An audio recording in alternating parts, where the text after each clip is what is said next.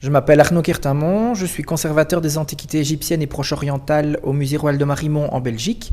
Et je suis le commissaire général de l'exposition Alexandrie et je m'occupe principalement des œuvres antiques. My name is Edwin Nasser. I am the assistant to the director at Ashkal Alwan, a non-profit based in Beirut and dedicated to contemporary art. I'm also the curatorial fellow at the Apple in Amsterdam, and I'm the curator of contemporary art for this exhibition and will be in charge of contemporary artworks that will be displayed as part of it. L'exposition consacrée à la ville d'Alexandrie sera présentée à Beaux-Arts à Bruxelles à l'automne 2022 et au Mucem à Marseille au printemps 2023. L'idée de cette exposition est vraiment de présenter la ville d'Alexandrie en elle-même, dans son urbanisme, que ce soit les Alexandrins du passé qui nous parlent de leur ville, mais nous avions voulu que cette exposition soit augmentée d'œuvres contemporaines qui permettent de modifier et d'augmenter le regard que nous avons sur la ville en elle-même.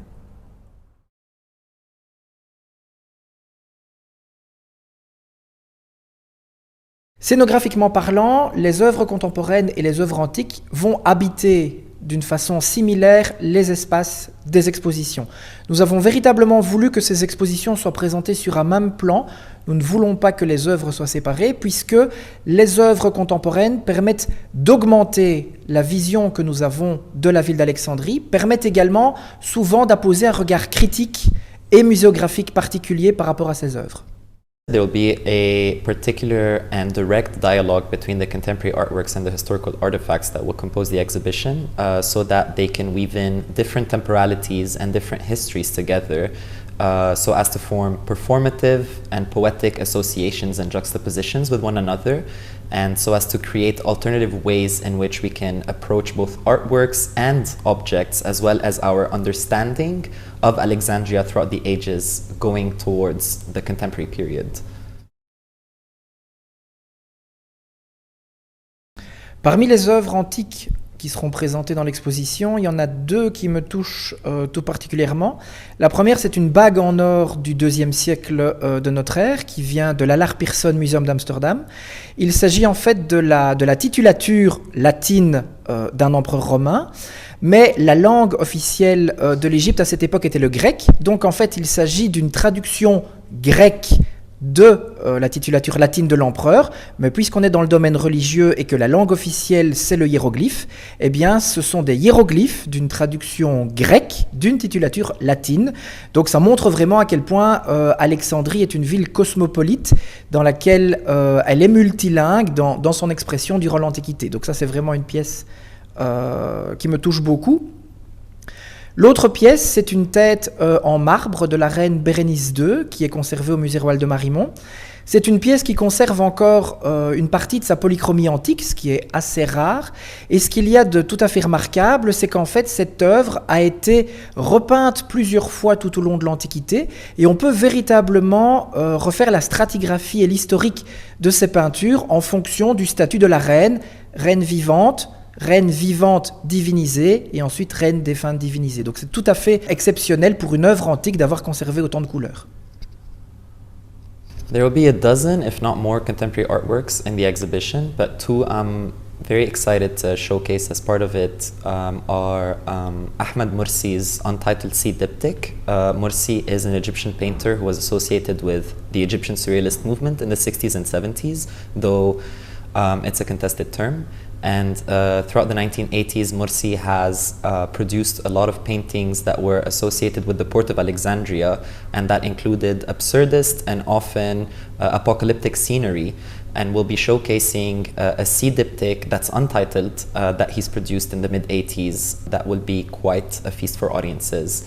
Put aside that, I'm also excited to be showing a photography series by a Syrian artist, Harir Sarkisian, who toured 6 different Arab countries and cities, including Cairo and Alexandria and Egypt, to showcase studio photography practices that were prominent in the 70s and 80s and have since disappeared.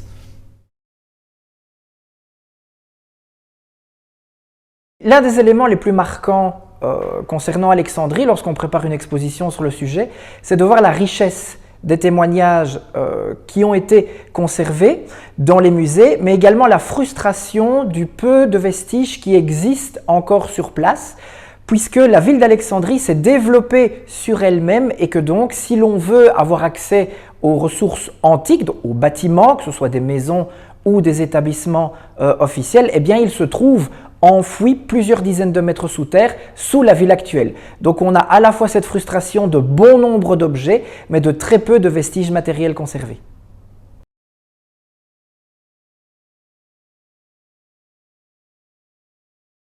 I think staging dialogues between cultural production from both sides of the Mediterranean allow to draw similarities between different contexts and geographies, and for a specific dialogue to take place between aesthetic concerns but also socio-political realities that might be felt and experienced on both sides of the Mediterranean.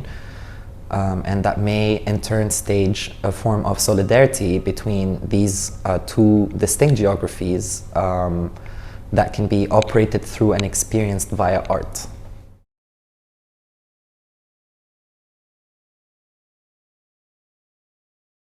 L'intérêt de présenter une même exposition dans deux endroits différents et aussi distants géographiquement parlant permet déjà de valoriser le travail qui aura été fait par les différentes équipes de ces deux musées.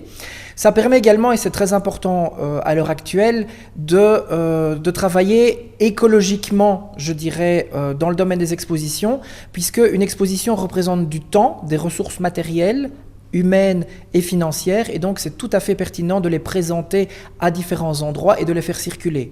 En outre, faire voyager une exposition sur différents sites ou la créer au sein d'un consortium européen, comme c'est le cas actuellement, ça permet de créer des collaborations transnationales ou internationales, et ça permet également de modifier notre regard et notre pratique culturelle, puisque les pratiques culturelles bruxelloises ne sont pas forcément les mêmes que les marseillaises.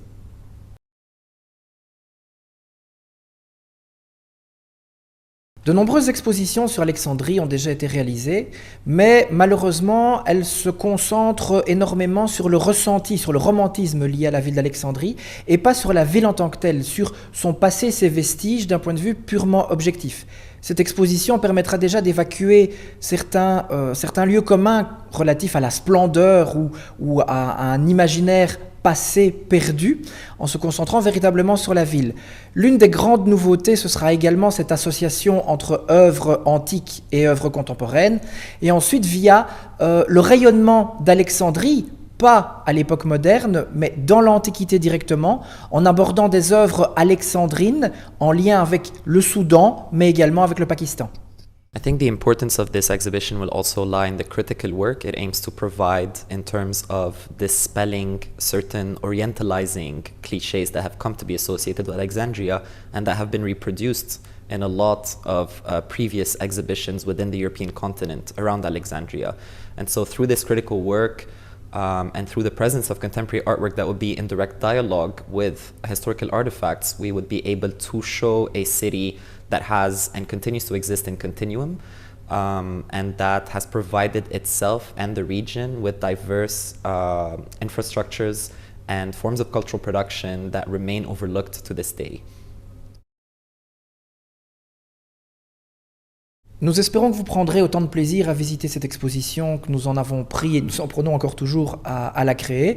Et en attendant, on vous invite à rester informés à travers les différents médias de communication et réseaux sociaux liés au projet.